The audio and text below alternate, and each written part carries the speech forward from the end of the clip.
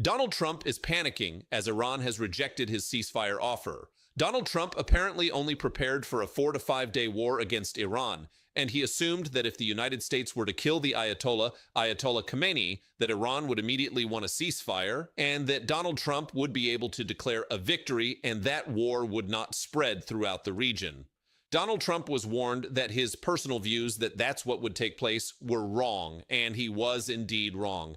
Hat tip to Winit. They were the first to report, and they're based out of Israel, that Donald Trump is now begging Iran for a ceasefire, and Iran immediately rejected it and said when there will not be a ceasefire will be on our terms. And now one of the major issues the United States is facing is, will we be running out of munitions? Do we have the capabilities for a long-term war if this drags out for many, many months? And in addition, we've learned some horrific news this morning that a number of our soldiers, a number of U.S. service members have indeed been killed in action during the war already.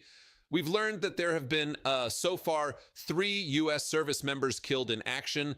5 have been seriously wounded so far during Operation Epic Fury, is what the Trump regime is calling it. We're referring to it as Operation Epstein Fury, or the Jeffrey Epstein War. The U.S. Central Command CENTCOM announced the deaths of these 3 U.S. service members. 5 are seriously wounded. We're following that. We're expecting, sadly, the number of deaths to increase.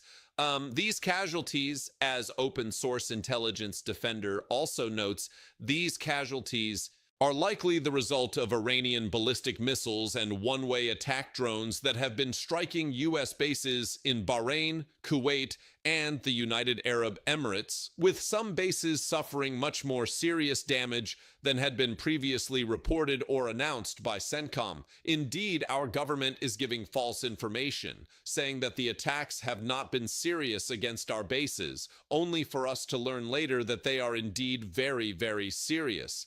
And now our service members have been killed, and Donald Trump has blood on his hands, and this whole regime in the United States has blood on their hands. Iranian's President Masoud Pezeshkian, he is alive, and he's stating this morning on state-run television that the Interim Leadership Council is now operational and has assumed constitutional control of the Islamic Republic of Iran. Pezeshkian adds that we will continue the path of the leader with strength. Our armed forces are crushing the bases of enemies. No sign by Iran that they will be stopping their retaliatory actions against U.S. bases and U.S. interests within the Middle East anytime soon. In fact, here's a statement that just came out from Iran's Islamic Revolutionary Guard Corps. They state that the 7th and 8th waves of what they're referring to as Operation True Promise are underway, targeting U.S. bases across the region.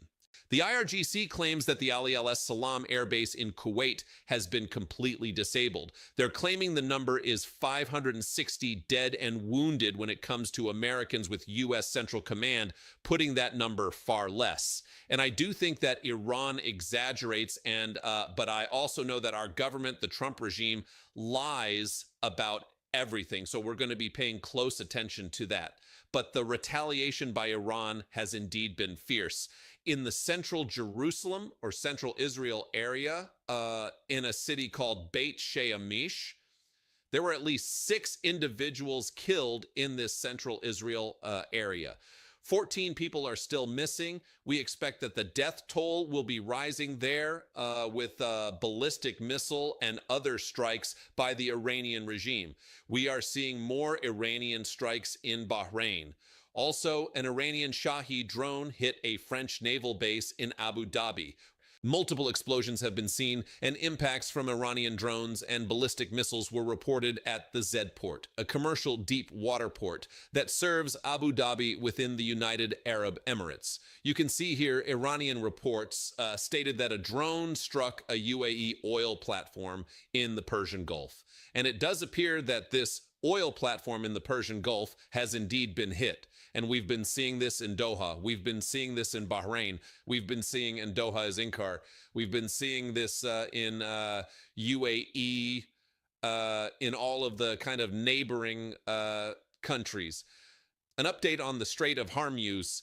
remember, this is where 20 to 25% of the liquefied natural gas, like our oil supply, traverses through the Strait of Hormuz. It's a narrow strait off of Iran, while the Strait of Hormuz now is at a standstill as Iran has apparently begun firing on all of the oil tankers that are near it. There's huge congestion on either side. And we will see what goes down there. Reuters is confirming as well that at least 150 tankers, including crude and LNG vessels, dropped anchor in open Gulf waters beyond the Strait of Hormuz, and dozens more were stationary on the other side of the choke point. Shipping data showed after U.S. and Israel strikes on Iran. I'll just show you what's going on around. I showed videos about this morning as well, but throughout Iran right now, in their city centers and city squares, you have a lot of Iranians coming out calling for revenge after the death of Ayatollah Khamenei. You've heard a lot of people in Iran are saying death to America. You hear chants like that. Just look at this scene. Even in Yemen, for example, because one of the things to note about the Ayatollah is that the reach and influence was beyond Iran. This is why it was so foolish for Donald Trump to believe if you just kill the Ayatollah, you're going to disable the Iranian regime. You're going to get a new, more extreme Ayatollah, is what the CIA warned Donald Trump and what we've been talking about here. And we've been seeing America consulates and embassies across the Middle East now being attacked. And we also saw a number of agencies, intelligence agencies across the world representing Western countries, including here in the United States, warning against terrorist attacks and Iran activating terrorist cells. One of the things we are looking at right now, and our heart goes out, of course, to all of the people who died in that tragic shooting in Austin, Texas, at a bar there that took place at like 2 a.m. in the morning. Apparently, it was someone who was here from Seagal. And the FBI right now has activated its counterterrorism task force. I think there's a few individuals who died, multiple people who were injured at the shooting here in the United States. And that's being investigated perhaps as an act of terrorism, although more information is needed before I could report further on that. Officials are indeed confirming in a news conference that there were indications of a potential nexus to terrorism in this Austin mass shooting that has left 3 dead, 14 injured. It is being investigated as an act of terrorism as well. If Iran is prepared to bomb the Gulf states, it is also prepared to activate sleeper cells. Many people are, of course, acknowledging that reality, but we'll give you more information on Austin when that becomes available. A reminder of what took place in Karachi, in Pakistan, where their United States has a consulate there, where the locals were protesting and storming the U.S. consulate. Many people were killed. The people who were protesting as government forces shot at them, about 6 individuals, I believe, or so were killed there. But just play the clip so you can see the sign outside of that consulate. Let's play it. Also, we have to focus on a lot of things that are happening in this region. For example, Israel has been closing its crossings into Gaza Strip, including for humanitarian aid workers. This is happening. You know, we knew every time Donald Trump was saying, oh, there's a ceasefire and things are great right now in Israel and Gaza. I'm like, absolutely not. There are, hundreds and hundreds of people who are still being killed in Gaza. There was never actually a ceasefire there. Donald Trump does these fake ceasefires, and it makes the world far more dangerous as a result. Here's Lindsey Graham making his rounds on the various media networks this morning, and he's asked, well, does the president have a plan to guarantee that Iran will no longer do the things you say they're doing? And Lindsey Graham goes, that's not his job to have a plan. Why would he have a plan? Here, play this clip. Social media post Sunday, President Trump wrote this, quote, hopefully the IRGC and police will peacefully merge with the Iranian patriots and work together as a unit to bring back the country to the greatness it deserves. Is hope the plan for the future of Iran? No, the future of Iran is going to be determined by the Iranian people. the new Iran, whatever it is, whether it's a cleric or a representative democracy, our goal is to make sure it cannot become, again, the largest state sponsor of terrorism. That's a win for us. But is there a plan to make sure that happens, Senator? Is there a plan? Does the president have a plan to guarantee that that happens? No, it's not his job or my job to do this. How many times do I have to tell you? Our job is to make sure Iran is no longer the largest state sponsor of terrorism, to help the people reconstruct a new government, no boots on the ground. We don't own, this idea you break it, you own it. I don't buy that one bit.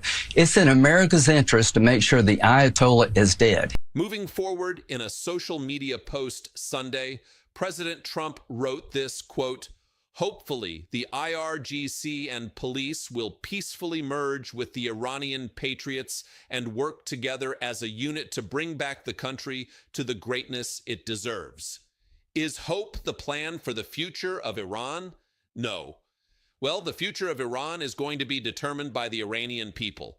The new Iran, whatever it is, whether it's a cleric or a representative of democracy, our goal is to make sure it cannot become, again, the largest state sponsor of terrorism. That's a win for us. But is there a plan to make sure that happens, Senator? Is there a plan? Does the president have a plan to guarantee that that happens? No, it's not his job or my job to do this. How many times do I have to tell you our job is to make sure Iran is no longer the largest state sponsor of terrorism, to help the people reconstruct a new government? No boots on the ground. We don't own, this idea, you break it, you own it. I don't buy that one bit. It's in America's interest to make sure the Ayatollah is dead. He's dead. More from Lindsey Graham right here when he's asked, so is the United, we're officially at war, confirmed? He goes, Ayatollah would say. So let's play this clip, Senator. Let me start with the big question. Is the United States at war with Iran? I think the Ayatollah would say, yeah. I don't know if this is technically a war, but here's what I can say. The headline is, for me, Sunday. The mothership of terrorism is sinking. The captain is dead. More from these MAGA Republicans. Tom Cotton, who is one of the people who he leads the Intelligence Committee. He's not intelligent at all. He is asked, do you believe the American public is owed something more than just Donald Trump making a Twitter video after we've gone to war? Like, I don't know. Maybe going to Congress and getting authorization as the Constitution requires. This country is asking for war with Iran. Just like months ago, no one in this country was asking for war with Venezuela. This president is intentionally tanking our economy. He's the most corrupt president in the history of our nation, and Americans want him to focus on the crisis here at home. Instead, he is busy getting us involved in quagmires overseas that already are becoming deadly to American soldiers. This is a disaster. It is illegal. And the president is obligated under the Constitution to come to Congress and ask for an authorization of military force. He wouldn't get that authorization if he asked for it. Congress wouldn't vote to give him the permission to do it, but he's obligated to come to Congress, the administration. And there you have it right there from Democratic Senator Chris Murphy. Thanks, everybody, for watching. Hit subscribe.